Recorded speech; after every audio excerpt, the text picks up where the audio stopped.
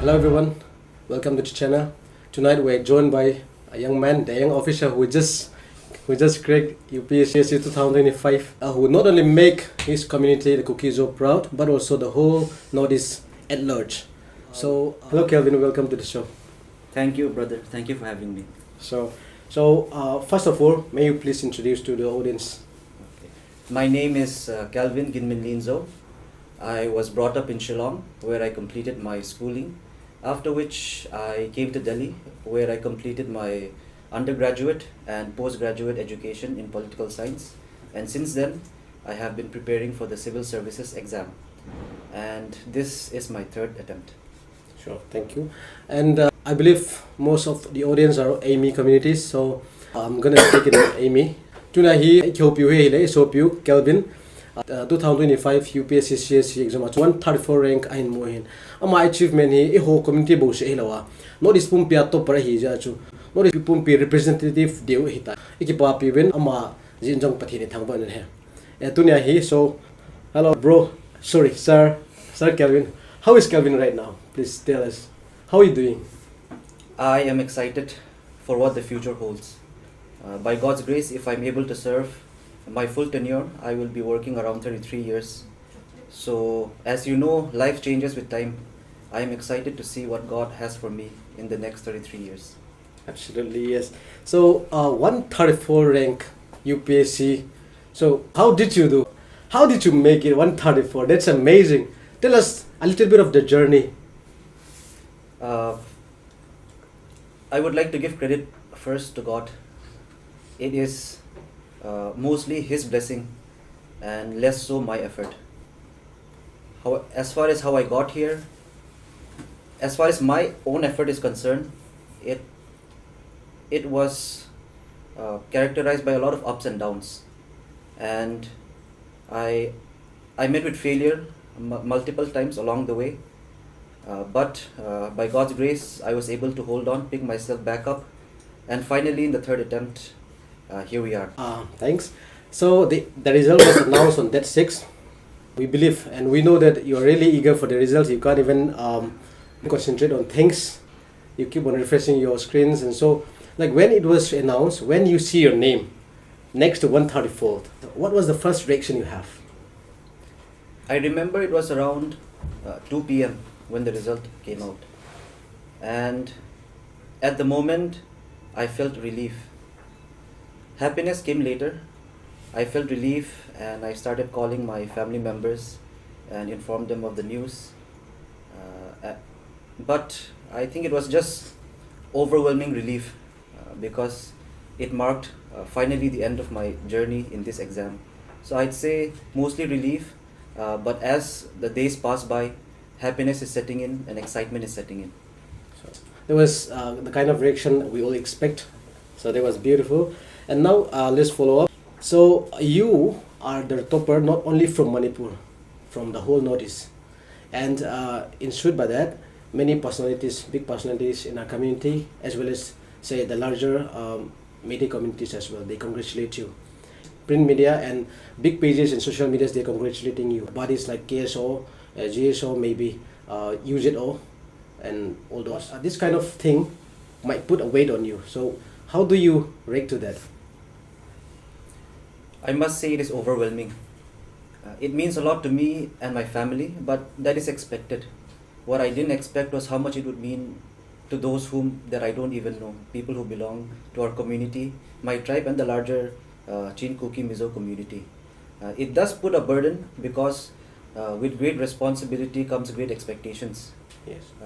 I do not know what the future holds, but I hope with God I'm able to carry the burden and hopefully do good work for everyone, for our people as well. So that is very much something that we expect from a young officer like you. So yeah, you not only inspire the aspirants, you also give hope and another kind of beam of light to the people who have been suffering for the past years. So this is something that our people really needs at this moment, and for that you're doing a great job. So thank you for that as well, and we praise God for that. So if at all there is, I don't believe there is some hard subject, but if at all there is, what was the one subject that you felt took up most of your time and the strategy you use to encounter it. For me, I really enjoy the subjects ancient and medieval history.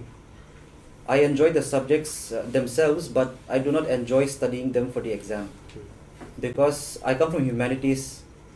So my ability to memorize is not really good. So I struggled a lot with ancient and medieval history.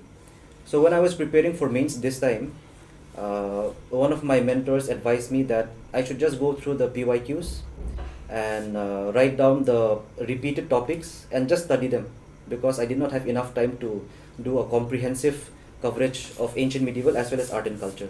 So that is what I did. But honestly, I studied very little ancient, medieval and art and culture because I knew that I was not very good at it. So I did not want to spend so much time at what I was not good at, because that would not fetch me much marks. What I focused instead on was what I was good at, what I could do better.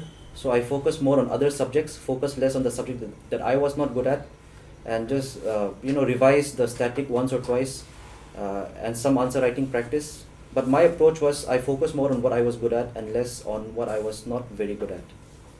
So thank you. There was something I can also learn from you.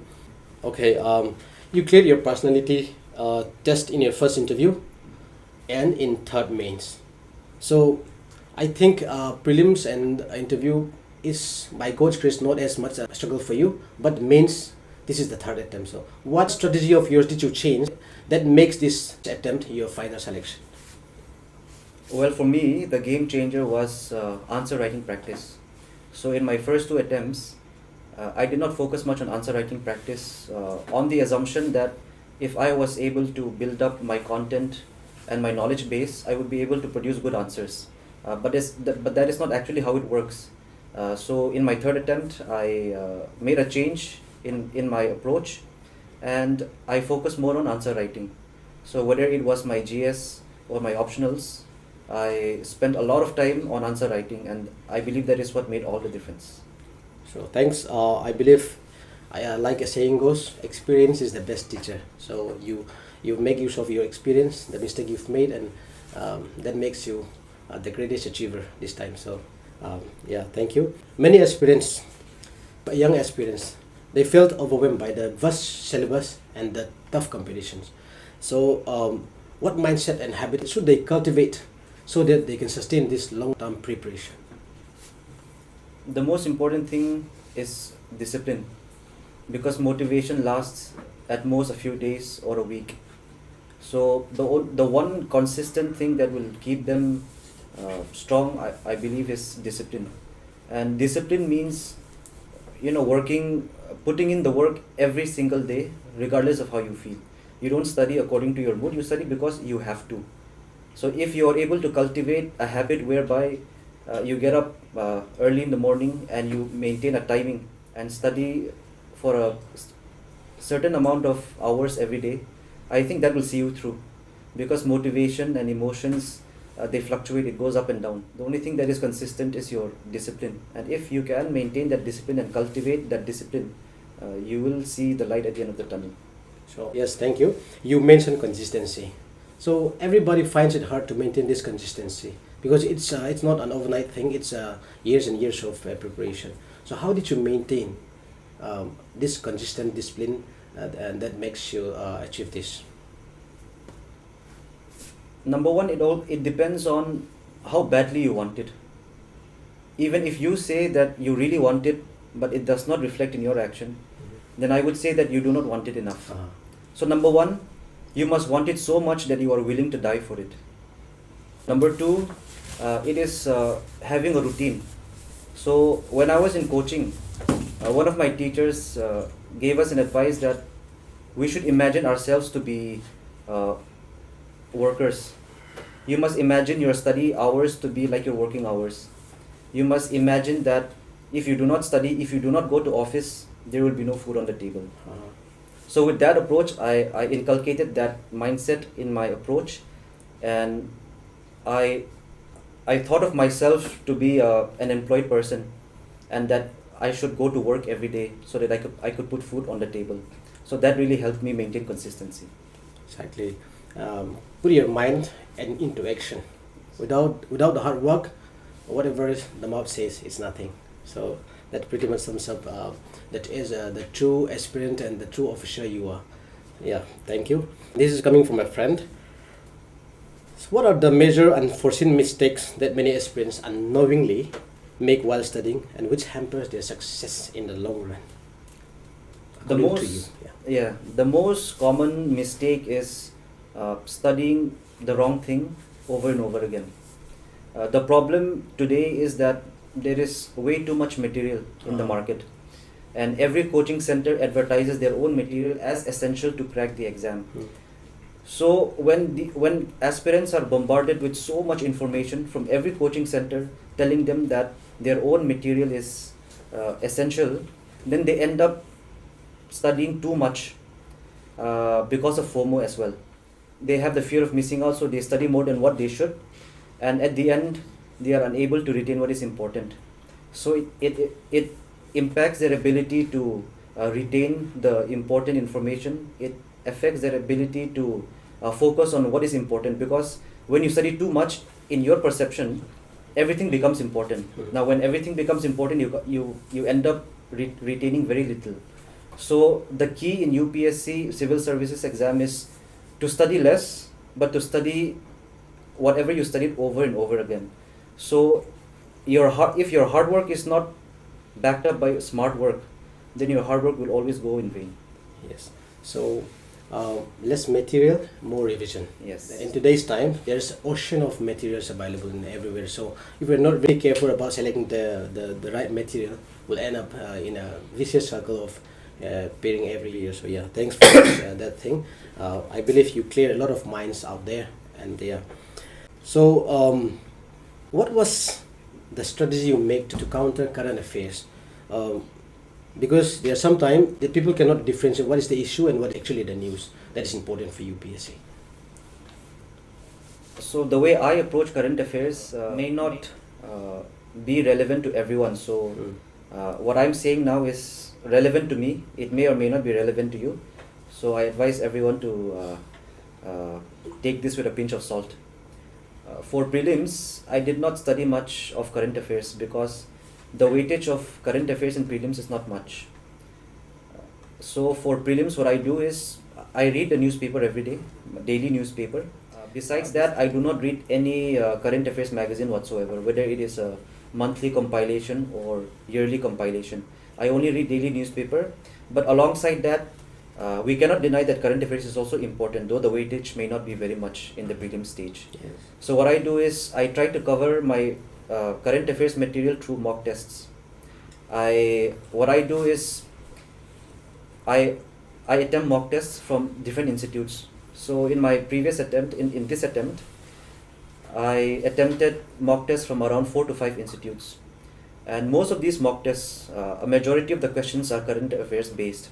So when you do different mock tests from different institutes, then you are able to cover a wide array of current affairs material.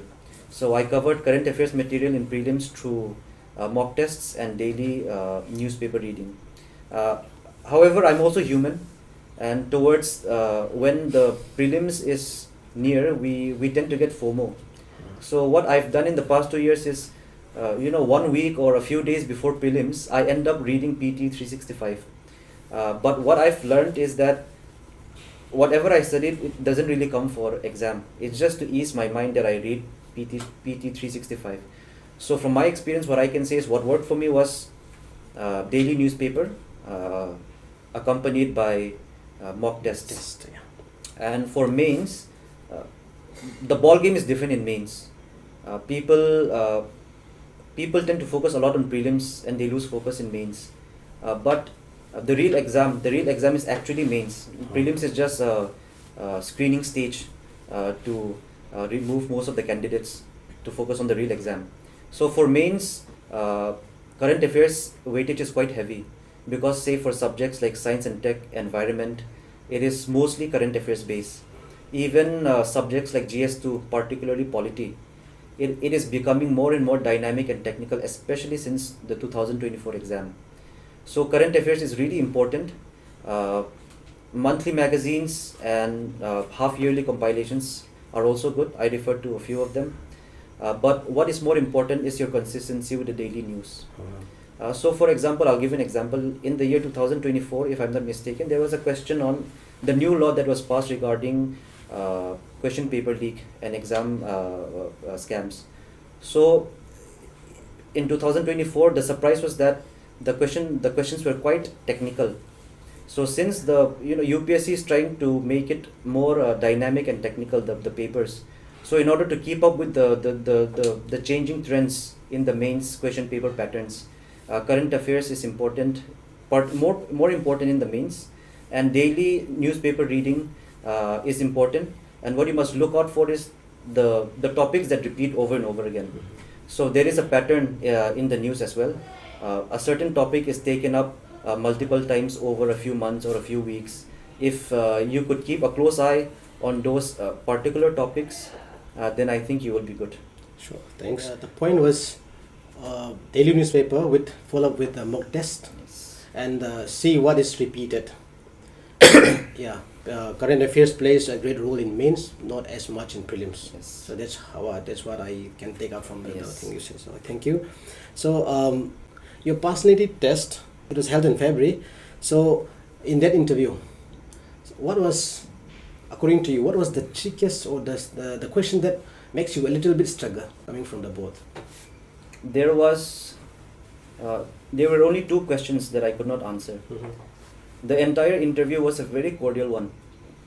As compared to the mock interviews that I had given, the mock interviews were quite technical, and they were more grilling, and they were more current affairs based.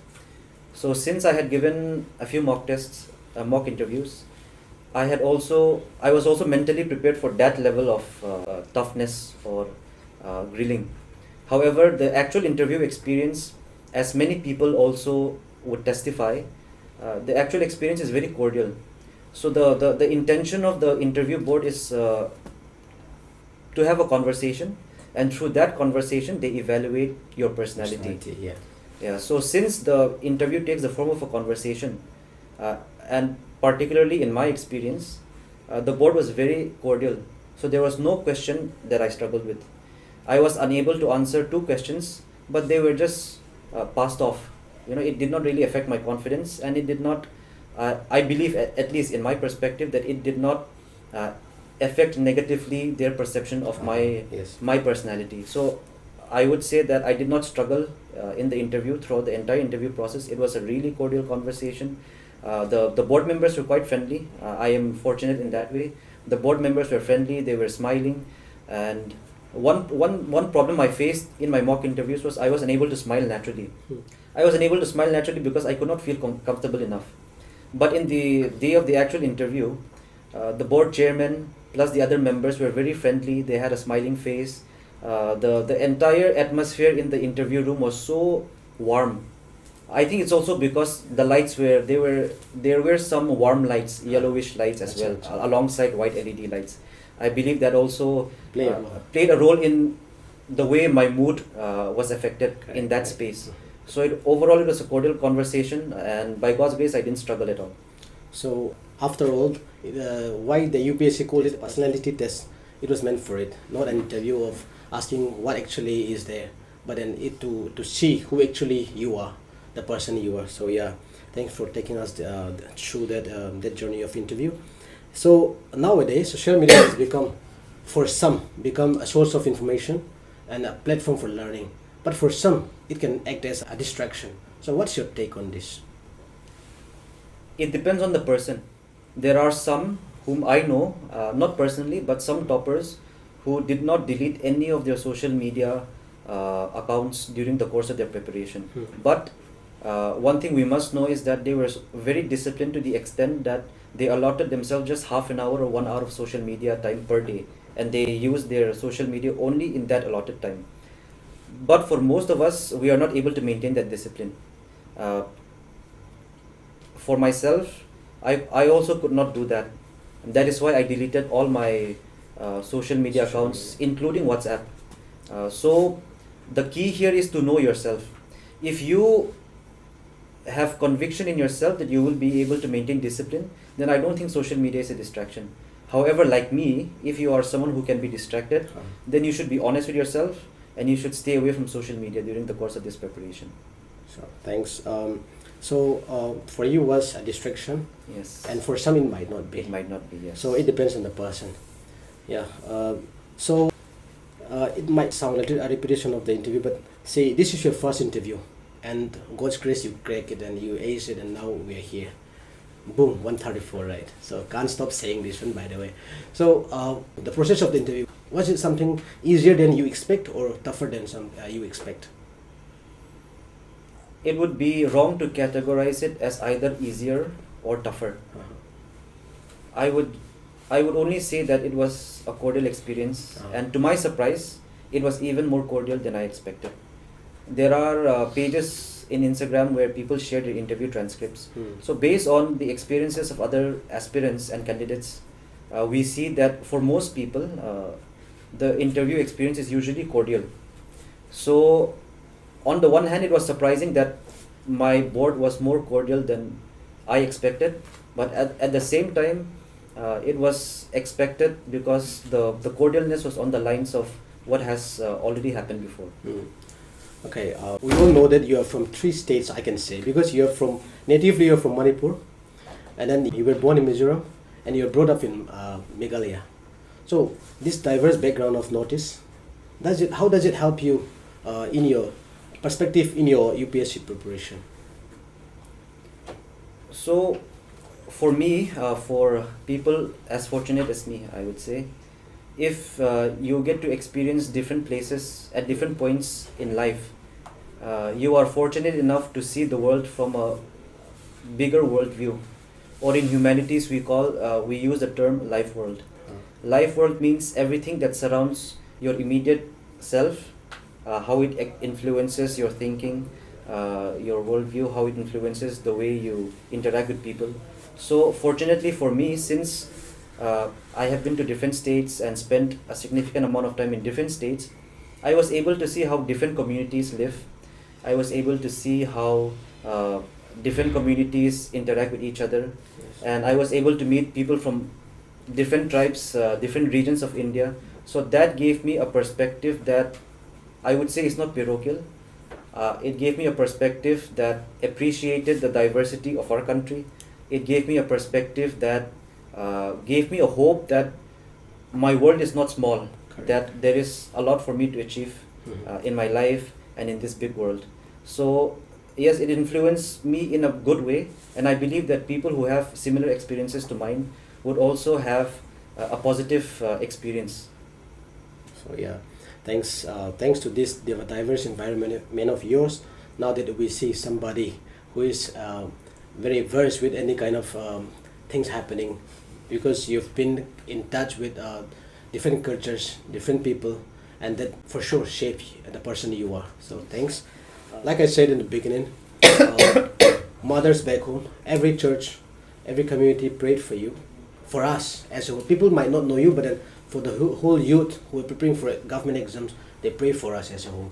And now you're successful, and people might consider that you are a part of their prayers. So they might be thanking God for you. So what is the message that you would like to tell them? These mothers, prayerful mothers, let's say. There are not enough words in the English vocabulary to describe my gratitude to all, not just the praying mothers, but everyone who prayed for me. Those that I know of, those that I may never meet in my life. My only message to them is that may God continue to bless you. May God continue to be with you. On behalf of myself and my family, I thank you from the bottom of my heart, and may God continue to guide you in your prayers. Sure, thank you. But may I request, yes, I ask Calvin to speak in our mother tongue to thank our mothers who prayed back home.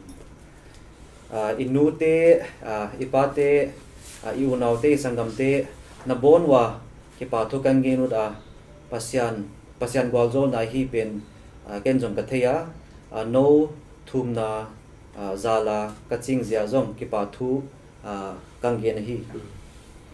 Good, thank you. I believe mothers Inuten Zong, I believe they will be satisfied because now that they hear to achu Inute langa tauna mangji ho, so chate lo hinadinga IAS, IPS, say income tax officers, whatever. Adinga Inuten Sunday le devotion ane ba fasting prayer bola. So hawin tinamin tauna manin. Choyo siya tauna chutunia isubi po Calvin in lo hinan ne tunia IAS mutheding ami. Amazon ki pain nute chong ki batho se chui za de hi chun amale nute zalin pathin thangwai no na. Amen. Okay, so you've been here since 2017, Yes. preparing for UPSC plus going for college, right? So how did you manage your church timing and plus your consistency in studies? You mean during my college days? Let's say after your college, Okay. only during your preparation. So there is ample time to balance both. If you say that you don't have enough time to go to church, that means you are not a good time manager. For myself, in my own experience, I study only 6 days a week. I mean, on Sundays I do read the newspaper, but besides reading the newspaper, I don't study at all. I study consistently Monday to Saturday, and on Sundays I make it a point to go to church. I go to church, I interact with the church members, with my friends, and it is a refresher because studying Monday to Saturday itself is quite heavy on the mind, on your emotional well-being. So Sunday is, for myself, it was a time for me to reset for the coming week. So the advice I would like to give is that there is ample time to balance your faith, your life in faith, and there is ample time to manage your life in the pursuit of your career as well. So they don't clash. They don't clash at all. You just have to ensure that you do not get too involved in church activities. Attend church regularly, but you need to know what you should stay away from. You should maintain your time well, and there is ample time. For myself, I just I studied Monday to Saturday and I went to church on Sundays. That is how I managed my time. Sure, thank you. So according to our brother, our young officer, we just heard it clear.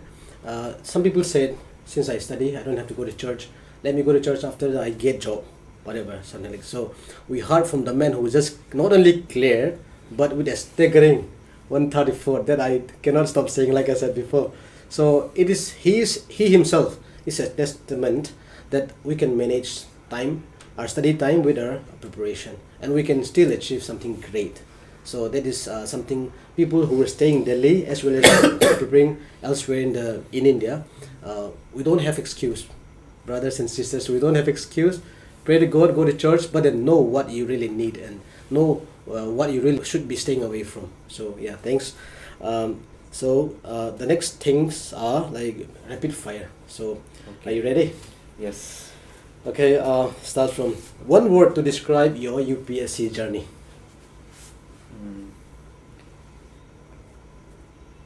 Tough. Tough. Okay, tough. So mains or interview, which was more challenging for you? Mains. Mains, definitely mains. Okay. So what habit that helps you most during your preparation? What habit of yours most help you in your preparation? My sleep routine and my discipline. Okay, discipline and sleep routine. Even sleep routine is a discipline. Yes. So already it's a discipline. Yeah. Thanks. One character every young aspirant must have. You must have, let me say 2, alright? Yeah, 2. It's fine. Number 1, you should have a very strong conviction in yourself and in your capability. Yeah. Number 2, you must be positively and optimistically stubborn. Be stubborn. And the other one. But in a good way, positively. Okay, positively. Positively stubborn, and to have conviction in your own abilities, because there will be a lot of doubts throughout your journey. Like so, yeah. Beautiful. A Bible verse or a spiritual thought that guided you most during your preparation. One of my favorite verses Mhm. that really spoke to me, especially from the second attempt onwards, from 2024 onwards, is Job chapter 38 verse 4. This is God's reply to Job after all his wailing and complaining to God. God says to Job, "Where were you when I laid the foundations of the earth? Tell me if you have understanding." So pretty much we're nothing without God, and Yes. whatever we achieve is nothing without God. So Yes. yeah, thanks. So one Bible character that you look up to in times of your distress, King David. King David, and why? I see in him a reflection of myself and even my friends. He is chosen by God, number one, Hmm. mandated by God Hmm. to occupy a high position for the nation of Israel. But at the same time, he is such an imperfect man and he fell to sin, Hmm. like all of us. But despite his repeated sin, he always turned to God. And one quality particularly I like about him is whenever prophets and those around him came to him Hmm. and pointed out his mistakes, he was never defensive, he was never offended. I mean, he was the king. He could have had them executed. Uh, But instead of reacting in that manner, he always accepted his mistakes and always went back to God. Hmm. So hopefully, I also pray to God that I could be like David, that I go back to him when I make mistakes, and that I would not be defensive, and that I would react positively to constructive criticism. So yeah, David was ready to listen even though he was king, and that really you reflect yourself on David. Oh yeah, and the other another one is in our history, Amy history, let's say. So after Pu Haulilal Guite in 2010, he got 33 rank, and in this high ranking level, you are the second after Pu Haulilal. So with this, you not only shake our community, but also you shake the whole Manipur, the whole Northeast, and I can say the whole India and the whole world, because we are there in every part of the world. We are there in the UK, the Netherlands, in the Middle East, so we're everywhere. People knows about Calvin. They have never met you, but do you feel a little kind of celebrity feeling, or do you still feel normal? I would not say that people in foreign countries know me. Let us keep it to the Indian context. But honestly, I'll tell you, they know you. Okay, let us agree to disagree. But I do not feel like a celebrity, to be honest. Okay. I feel like the everyday me, to be honest. Okay, I really respect, I believe we all respect him, because these UPSC successful candidates, people thought, oh, it's overnight, but it's a years of struggle and years of failure, and this struggle and hard work coming to fruition. So this shows that the kind of person he is, a God-fearing person, and he's the person we really look up. And if discipline and consistency had a face, it should be this young officer right here. So yeah, so like if I turn this side, I saw this Aura FC, and we are here in Bersarai. So what does Bersarai mean to you, and what is Aura FC? Please explain to the audience here. So for those who don't know, I have been residing in Bersarai since 2022. After I came back after COVID, Bersarai, to me, it is God's blessing, because in Bersarai I have met a lot of God-fearing brothers and sisters. I have a community here.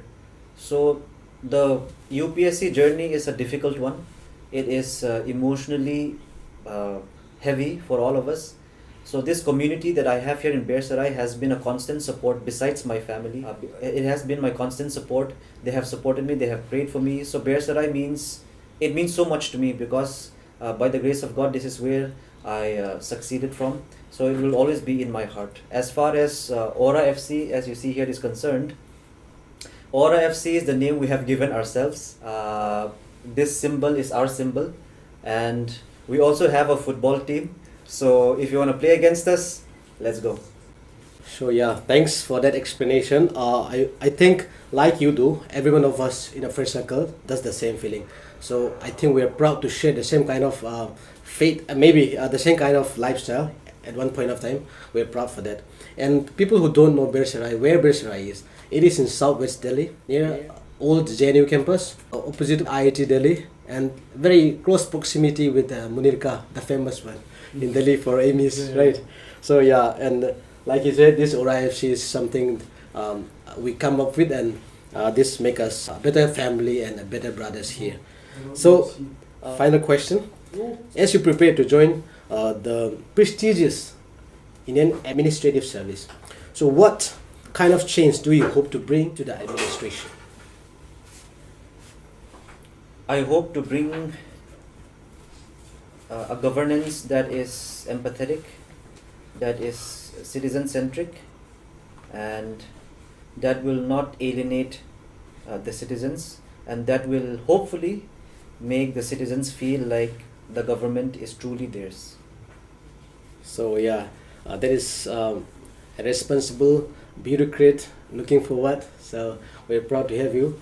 And yes, Calvin, thank you. Thank you so much. Thank you for sharing us your journey, and your resilience is a great aspiration for all of Thank us. you so much. God be with you in your future endeavor. Thank you. Hello guys, thank you for tuning in till this moment. We heard from the man, the miracle man right here, and that was his journey, and I believe we're all very proud of him. And let's keep praying for him. Let's work hard, and let's keep God first everywhere we are. So yeah, signing off. That's all. Well, good evening, and this is the second leg of the interview. So you're here with another interviewer, and thank you so much, Stephen, for leading us in the first half. So we're moving on to part 2, okay, or round 2. So let me ask a very important question to Calvin. What was the highlight of today? Spending time with all of you, making memories, particularly the behind the scenes actions. Yes, it's good. So I've been having a lot of fun. So for those of us who are unaware, we've been shooting this video for like more than an hour now. 2 hours, including the behind the scenes. 1 hour of the video, 1 hour of behind the scenes. So we have 2 hours worth of content. However, we'll do it to our heart's content tonight. Anyway, since you're wearing a Zou shawl, and after hearing about your success, I think I'm feeling more Zou today.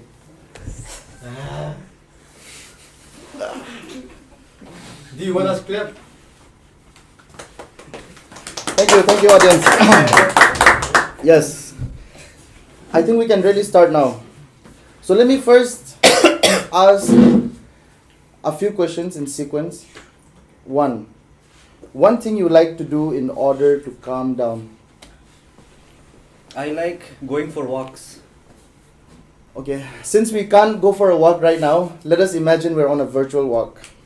Now, please tell me 2 things that are most important to you in life. Number 1 is God. Number 2 is my family. Okay, good. 3 things that one could find on you at any time of the day. My wallet, my phone, and my wristwatch. Nice. So you're a watch guy. Yes. Oh, I'm more of a smartwatch guy because I think it have more uses. So if I may ask, why would you choose a classic watch over, like, let's say, a watch with more features, an Apple Watch, a Samsung watch, or just a normal fitness watch? Well, number 1 is just a preference. Number 2, in my opinion, it looks hideous. And I believe it is a representation of modernistic, minimalist design that is destroying beauty in art and architecture. That is just my opinion. But if I were to use a smartwatch, I would use it only for health reasons. If I have health issues and I needed to count my heartbeat or my pulse rate and all that, I would consider it. But the traditional watch, the watch that tells you just the time, I think that is more than enough. Thank you. 4 things you love about your favorite football club. So my favorite football club is Manchester United. All right. Number 1, foremost, what I like about my club is the resilience. The stadium Old Trafford was destroyed during World War II in the 19, was it? I don't remember the date, but the Munich air crash where the Busby Babes, most of them passed away. Despite that, we came back and we won the European League. The European Cup which we know now as the Champions League. Number 1 is resilience. Number 2, it is the theatre of dreams. We have seen great stars come out of it, particularly Cristiano Ronaldo, and also my favorite player, Wayne Rooney. Number 3, it is legacy. I don't think there is any club in this world with more legacy. I understand that there are some clubs which are more successful than us, but I don't think their legacy, the overall legacy, is as rich as ours. And number 4, our jerseys, everything, the redness, the designs, everything, it is the best. I don't think any other club has better jerseys than ours. February 6, 1958. We can agree to disagree, because I think Manchester City is the best, and I am a die-hard fan of Manchester City, and my friend Calvin knows all about that. He calls me a... What do you call me again? I don't remember. No, like a fake fan. A casual. You are a casual. No, I'm not a casual, by the way. Plastic fan. I just... Plastic fan, right? My friends are calling me a plastic fan, but plastic is one of the strongest material, which is why most strong ropes are made of plastic. But I'm not a plastic fan. Alright, moving on. Kumno ba? Filong kumno? Filong. So since we both grew up in Shillong, I would like to ask you, what is your favorite hangout spot in Shillong? There are a lot of spots. I don't have a favorite spot, but one thing I like about Shillong is, I like walks. Yes. And almost any part of Shillong you go for a walk, and it is absolutely majestic and peaceful. So I'd say almost every part of Shillong is my favorite spot. Good. Next question. What is your favorite cheat food to eat on a weekend? Since I am non-vegetarian, red meat, particularly beef meat, pork. But recently, since in Delhi we don't have very good access to red meat, my cheat meal would be KFC. KFC, oh, nice. I love KFCs mainly on Wednesdays because of the offer, but I love KFC. So related to KFCs, I have a very quirky thing that I do where I don't rate anything else. I like rating KFCs because I love KFC. However, I found like different KFCs to be different, and till now my favorite is the one in CP. There are 2 in CP. There's like a newer one. So I've had like one of the best KFCs I've known there until I went to Jharkhand. Jharkhand's KFC, it's freshly fried. So do you have any like specific KFC that stands out to you? I am not really a eat out kind of person, so I would say no to that, but I would love to take you up on your Jharkhand KFC. Yeah, so I went for a wedding to in Ranchi, and some of our church members, they just told us, if you're going to Jharkhand, do try the KFC. And we went there and my life was changed. Is it? I am not kidding. Is it Kentucky Fried Chicken or Khan Fried Chicken? No, it's KFC. It's just that the whole in Ranchi, they just serve it like fresh. Okay. So whenever you order, they'll just make it and it'll... Okay, coming back to you. Sorry, I get distracted very easily. Speaking of distractions, what are 2 habits that help you stay focused? Studying the library. I am very distracted when I study in my room. So one habit is studying the library, and number 2 is just taking a break, because after a few hours you tend to lose your focus. So take a break, go for a walk, have a cup of chai, talk to friends, relax. Okay, next. To a more chill question. What is your favorite meme? Well, I've been off social media for the past 4 to 5 years, so I'm not really sure, but I am quite entertained by 6-7. Wait, but 6-7 is recent. Like... Yeah, but it is also a meme. Okay, true. No, because you said 4 or 5 years, so I thought you would name something from that time. But actually 6-7 is timeless. Next, Nazoham bangachi. Hoi tho? Hoito. So the thing about, you know, diasporas like us, like belonging to Lamka, Manipur, but growing up in other parts of the country, I think there's a huge struggle with the mother tongue, right? So, Zoham a question khandonglen. And the challenge is like to answer it in Zo. Okay. So let me also try to ask the same question in Zo.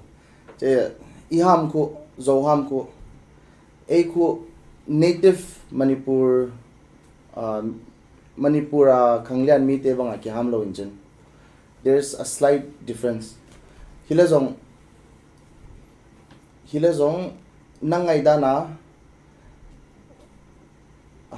I'll just do it in English.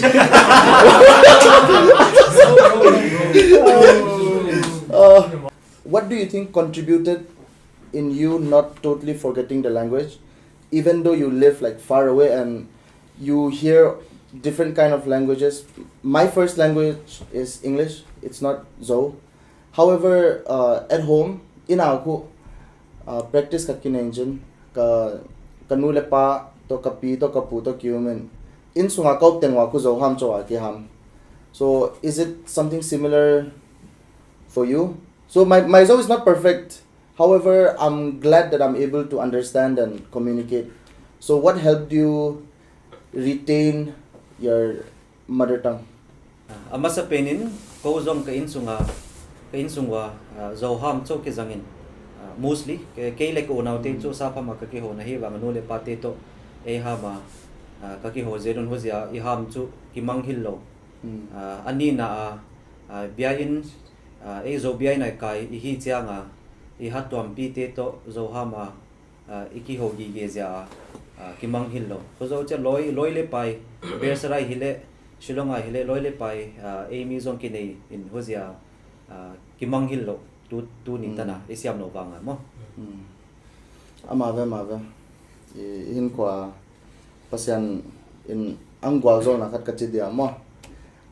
Munto ama mention min iha mangai chan nui sanan le zong ke kalung sa kipana dim na ja hila munto ama yu banga ko iha ma ki hamte mi in langi pe changa ki boilo mo sap ham za ngai lo iham zai sila zong ai thei dan dan ki jang thei min thei siam che ki pa wa ya sap ham ka ki switch dim wa tun. People now see UPSC AIR 134. They see a mission accomplished, but only you know what it truly took to get here. Right now you might be what people may consider at your highest. A lot of attention is on you, but what I'm interested in is your lowest. So the part that only you know and nobody else does. What gave you hope at your lowest? Okay. My lowest point was my second attempt when I failed my second mains. What gave me hope is, as I have mentioned to Stephen, Job chapter 38 verse 4. It reminded me of my place in this life. It reminded me of my place before God. That is number one. Number two, my loved ones, my mom, my dad, my brothers, they continued to encourage me, advise me. And number three, it is you guys, my Bear Sarai friends, who continued praying for me. And number four, my relatives, my well-wishers, my friends who continued to support me and keep me in their prayers.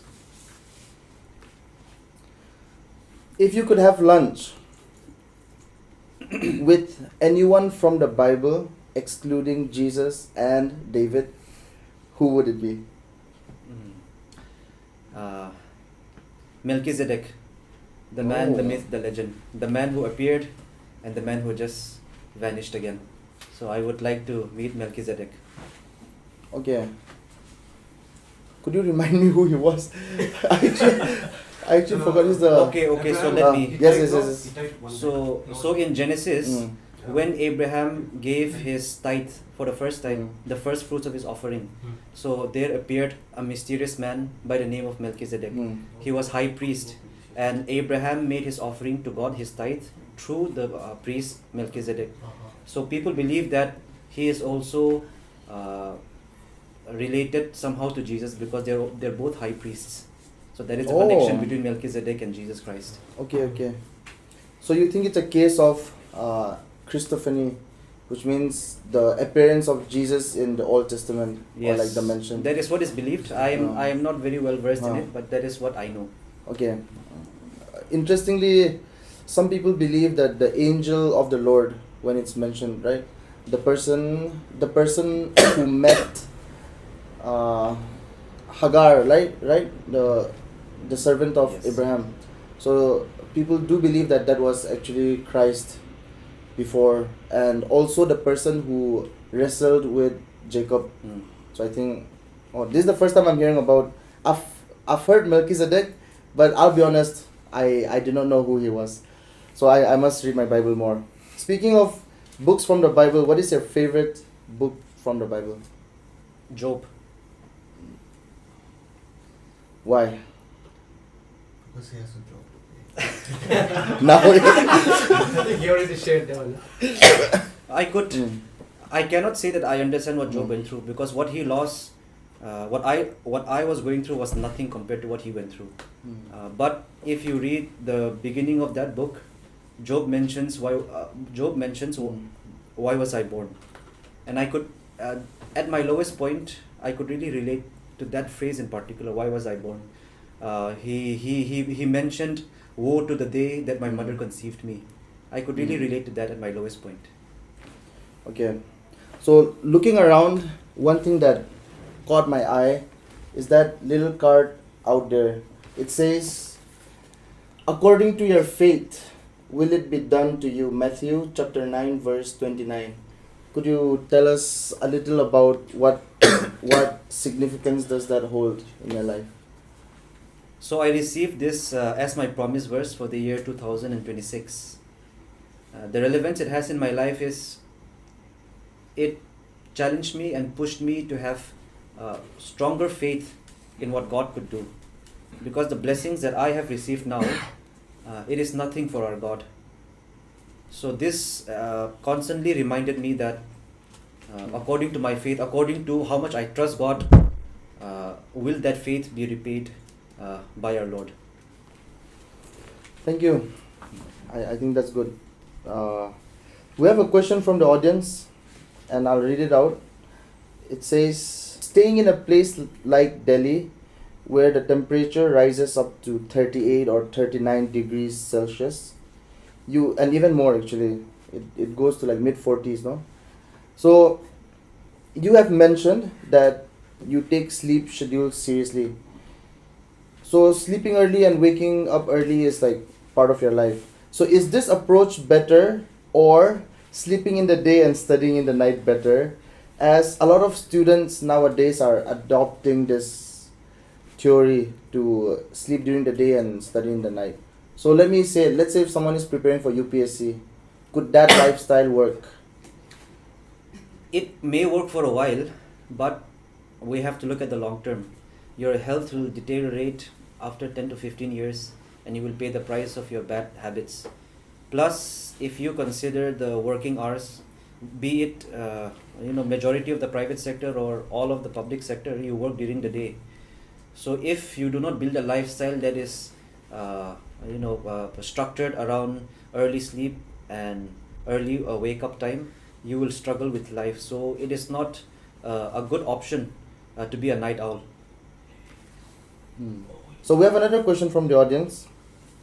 It reads, you are a Christian and you believe in the triune God of the Bible. So what I want to ask you is, how crucial do you think your faith in God was throughout your preparation and your journey? We humans, we have quite a fragile emotional state. Even the ones who we perceive as strong. Throughout the history of human civilization, I don't think there have been many atheists communities. Man always, I believe it is structured in our DNA to have a belief system to sustain the hardships of this life. So for me as well, particularly from my second attempt onwards, the struggles that I had to go through really challenged my own position before God and how I saw myself in this life. So I had to deal with existential questions about myself. And since I had to really pry into what I was and what I am and what I want to be in this life, I started leaning more towards my faith, because the things that are there in this world, they fulfill you only to a certain extent.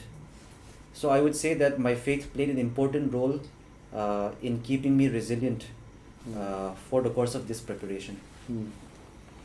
Do you think your community also played an important role in this? Yes, I would say particularly my Bear Sarai community, because I know that a lot of people have been praying for me and I thank them.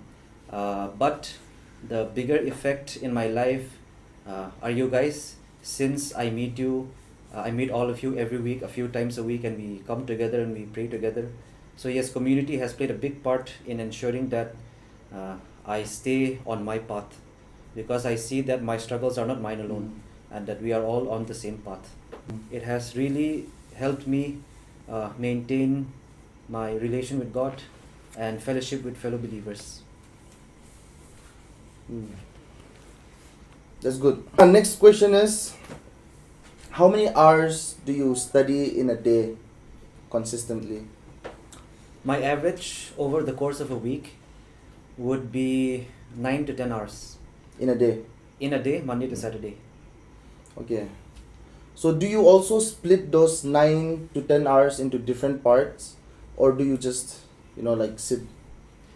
I do split it into different parts, but there is no rigid structure, because the disadvantage with rigid structures and rigid timelines is that if you're not able to follow it, you get frustrated and you lose the entire day.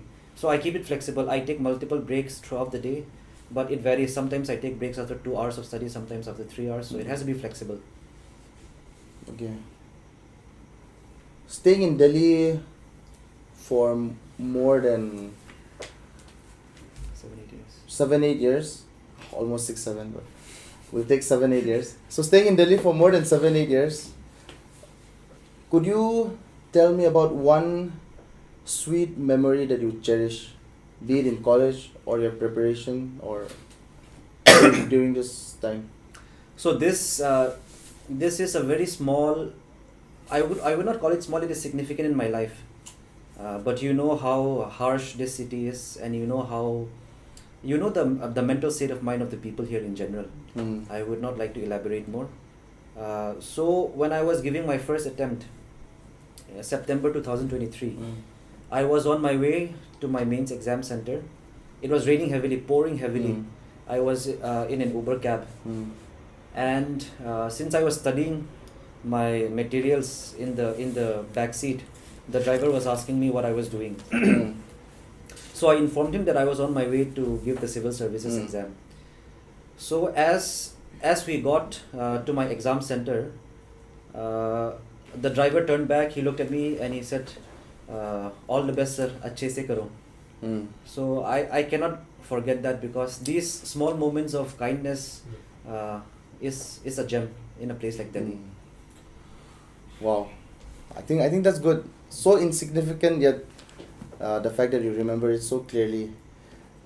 I have one last question for you. So the day that hammered the nail into the coffin, or what's the phrase? It's like, yeah. So the day that happened, a lot of people would consider it to be the interview day, so D-Day. So what I want to ask you is, what was your highlight of that day, which does not involve being inside the room where your interview was taking place? The highlight of the day was interacting with the other candidates. I met some pretty interesting aspirants, smart, well-spoken, down-to-earth, and some of them had given multiple interviews already. So gave me comfort and confidence that I was not alone in my struggles. So that was, I would say, besides the interview itself, the highlight of my day was meeting people who were also giving the interview alongside me, because we only hear stories and interviews on YouTube, but actually meeting them in person is a different experience. So I would say interacting with the other candidates. Right. That's good. So what was that, like 6-7 questions? It has been quite a chaotic day for us because we're doing this for the first time. Interviewing on camera for the first time, being interviewed for the first time. However, our hope is that wherever you are in life, if this was helpful, if there was something that you could take away, we pray and we do hope that it would be such a blessing if this video could be of help to any of you. So we would like to thank you once again for tuning in. We ask for forgiveness in the parts where we're not very good at, the parts where we missed, and I'm sure there's a lot of them. But I really hope that it was helpful and insightful. We thank you so much for your time, and see you.